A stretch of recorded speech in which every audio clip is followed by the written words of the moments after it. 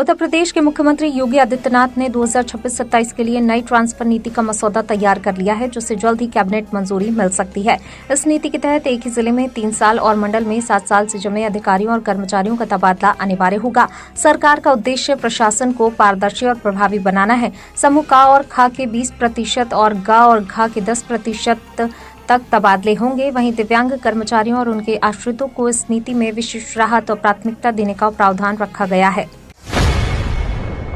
सपा प्रमुख अखिलेश यादव और बीजेपी नेता स्मृति ईरानी के बीच जुबानी जंग तेज हो गई है। सास बहू वाले तंज पर पलटवार करते हुए स्मृति ईरानी ने अखिलेश को कन्नौज छोड़ गोरखपुर से चुनाव लड़ने की खुली चुनौती दी। उन्होंने अमेठी में राहुल गांधी को हराने का जिक्र कर खुद की मेहनत गिनाई। ईरानी ने कहा कि राजनीति विरासत से नहीं, मेहनत से बनती है।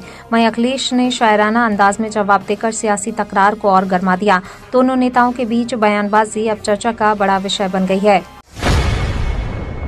उत्तर प्रदेश में आंगनबाड़ी भर्ती 2026 को लेकर बड़ी खबर सामने आई। संभल जिले में आंगनबाड़ी वर्कर की कई पदों पर सीधी भर्ती निकाली गई है। इस भर्ती में 12वीं पास महिलाएं बिना किसी लिखित परीक्षा के आवेदन कर सकती हैं। चयन पूरी तरह मेरिट के आधार पर होगा। इच्छुक उम्मीदवार 5 मई 2026 तक आधिकारिक वेबसाइट पर जाकर ऑनलाइन आवेदन कर सकती हैं। ये भर्ती बाल विकास सेवा एवं पुष्टाहार विभाग के तहत निकाली गई है, जो महिलाओं के लिए रोजगार का सुनहरा अवसर मानी जा रही है।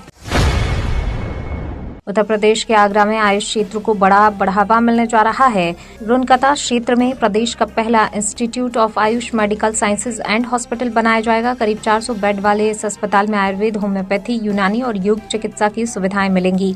यहां कैंसर, किडनी, लिवर और हृदय रोगों का बिना सर्जरी इलाज किया जाएगा। 14 एकड़ जमीन पर बनने वाले संस्थान में ओपीडी, आईसीयू, लैब और रिसर्च सेंटर शामिल होंगे। केंद्र सरकार से मंजूरी मिलने के बाद ये प्रोजेक्ट आगरा को आयुष चिकित्सा का बड़ा हब बना सकता है। बागपत के गांधी गांव की एशियन चैंपियन हैमर थ्रो खिलाड़ी तानिया चौधरी अपनी मेहनत से नई मिसाल पेश कर रही हैं। अब तक 8 स्वर्ण समेत 15 से अधिक पदक जीतने वाली तानिया आज भी जमीन से जुड़ी हैं और घर लौटकर खेतों में फसल काटकर परिवार का साथ देती हैं। साल 2016 से शुरू हुआ सफर आसान नहीं रहा, लेकिन उन्होंने हार नहीं मानी। नीरज चोपड़ा से प्रेरित तानिया का अगला लक्ष्य कॉमनवेल्थ गेम्स में देश के लिए पदक जीतना है। उत्तर प्रदेश में आबकारी विभाग ने मदिरा दुकानों के आवंटन के तीसरे चरण की प्रक्रिया शुरू कर दी है। एक्साइज डिपार्टमेंट उत्तर प्रदेश ने शुक्रवार से ऑनलाइन आवेदन मांगे हैं। ई लॉटरी के लिए आवेदन और शुल्क जमा करने की अंतिम तिथि 20 अप्रैल तय की गई है। इस चरण में देशी शराब, कंपोजिट, मॉडल शॉप और भांग की कुल 896 दुकानों का आवंटन किया जाएगा। विभाग ने स्पष्ट किया, आवेदन केवल आधिकारिक पोर्टल के माध्यम से करें। नियमों को ध्यान से पढ़ें। प्रक्रिया पूरी तरह पारदर्शी और ऑनलाइन माध्यम से संपन्न होगी।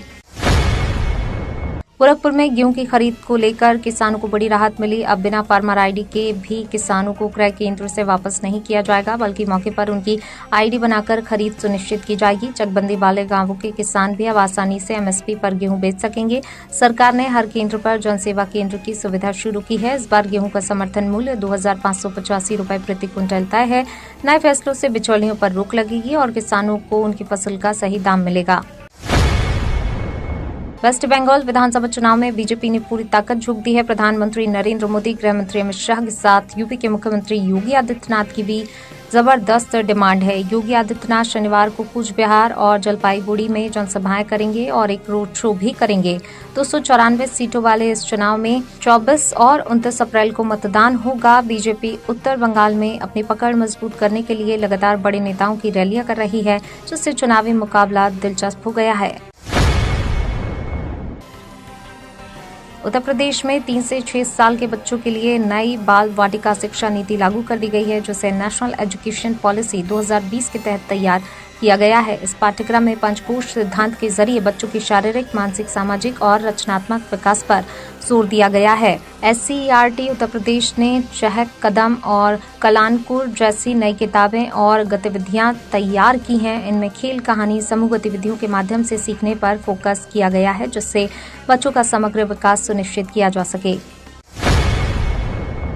लखनऊ से बड़ी खबर। मुख्यमंत्री योगी आदित्यनाथ सरकार गांवों में आधार सेवाएं आसान बनाने जा रही है। इस साल 1000 ग्राम पंचायतों में आधार सेवा केंद्र शुरू किए जाएंगे। पंचायती राज department Uttar Pradesh mission mode में सभी पंचायतों तक ये सुविधा पहुंचाने में जुटा है। पंचायत सहायकों को जिम्मेदारी दी गई है, उन्हें मानदेय के साथ इंसेंटिव भी मिलेगा। लखनऊ समेत कई जिलों की 77 पंचायतों में ये सेवा पहले ही शुरू हो चुकी है, जिससे ग्रामीणों को बड़ी राहत मिलने की उम्मीद है। उत्तर प्रदेश में संपत्ति रजिस्ट्री को आसान बनाने के लिए बड़ा फैसला लिया गया है। उत्तर प्रदेश सरकार ने मेरठ, लखनऊ समेत 9 जिलों में रविवार को बैनामा सुविधा शुरू करने का आदेश दिया। 19 अप्रैल से लागू व्यवस्था के तहत लोग अब वीकेंड पर रजिस्ट्री करा सकेंगे। जहां एक से अधिक उप निबंधक कार्यालय हैं, वहां रोटेशन के आधार पर दफ्तर खुलेंगे। कुछ कार्यालयों का समय बढ़ाकर रात 8 बजे तक किया गया है। इस फैसले से नौकरी पेशा और व्यस्त लोगों को बड़ी राहत मिलने की उम्मीद है। इलाहाबाद हाई कोर्ट की लखनऊ पीठ ने कांग्रेस नेता राहुल गांधी को बड़ा झटका दिया। कोर्ट ने दोहरी नागरिकता मामले में उनके खिलाफ एफआईआर दर्ज करने का आदेश दिया और जांच सेंट्रल ब्यूरो ऑफ इन्वेस्टिगेशन से कराने की बात कही। ये फैसला निचली अदालत के उस आदेश के खिलाफ आया जिसमें एफआईआर की मांग खारिज कर दी गई थी। अब प्राथमिकी दर्ज होने के बाद मामले की जांच आगे बढ़ेगी और तथ्यों की गहन पड़ताल की जाएगी। सपा प्रमुख अखिलेश यादव ने लोकसभा में मुस्लिम महिलाओं को आरक्षण देने की मांग उठाकर नई बहस छेड़ दी है। 34 साल में सपा से सिर्फ 3 मुस्लिम महिला सांसद बनने के मुद्दे पर सवाल खड़े हो रहे हैं। संसद के विशेष सत्र में संविधान संशोधन और परिसीमन विधेयक पेश होने से पहले ये मांग उठी। सपा सांसद धर्मेंद्र यादव ने इसका समर्थन किया। इस मुद्दे को लेकर सियासत तेज हो गई है और विपक्ष और सत्ता पक्ष के बीच बयानबाजी का दौर शुरू हो गया है।